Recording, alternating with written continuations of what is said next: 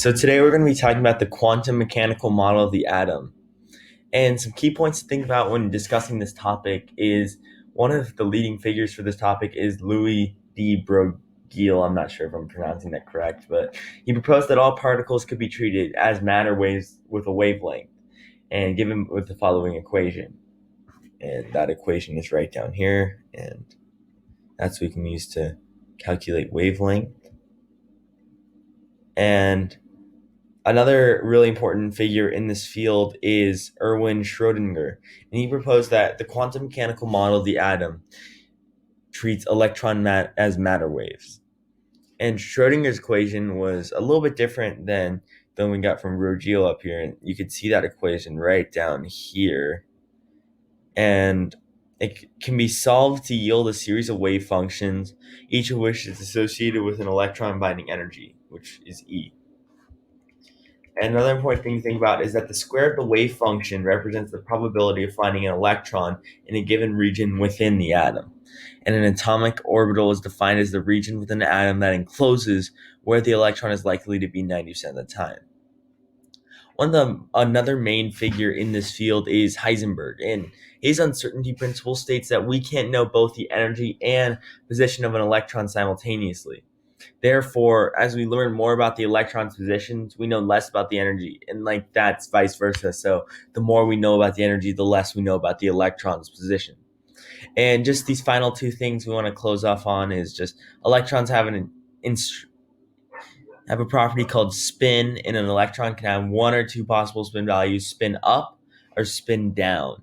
And any two electrons occupying the same orbital must have opposite spins. That's very important. Now going down to here, we have a quote from Niels Bohr, who's one of the leading figures in atoms and quantum mechanics, and he said, "We must be clear when it comes to atoms, language can only be used as in poetry." And this basically is matter begins to behave very strangely at the subatomic level. Some of this behavior is so counterintuitive that we can only talk about it with symbols and metaphors like in poetry. And some important questions is, what does it mean to say an electron behaves like a particle in a wave, or that an electron does not exist in any one particular location, but that it is spread out throughout the entire atom? If these questions strike you as odd, they should. The physicist Niels Bohr also said, anyone who is not shocked by quantum theory has not understood it. So if you feel confused when learning about quantum mechanics, know that scientists who originally developed it were just as befuddled. So here we can see an emission spectrum, and this is for hydrogen down here. This is the hydrogen emission spectrum, and let me just erase this. And this quantized emission spectra indicated to Bohr that perhaps electrons could only exist within the atom at certain atomic radii and energies.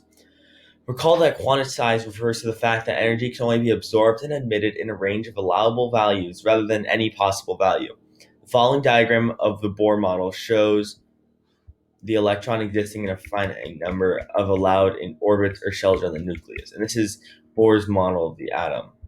From this model, we were able to derive an equation that correctly predicted the various energy levels in the hydrogen atom, which corresponded directly to the emission lines in the hydrogen spectrum.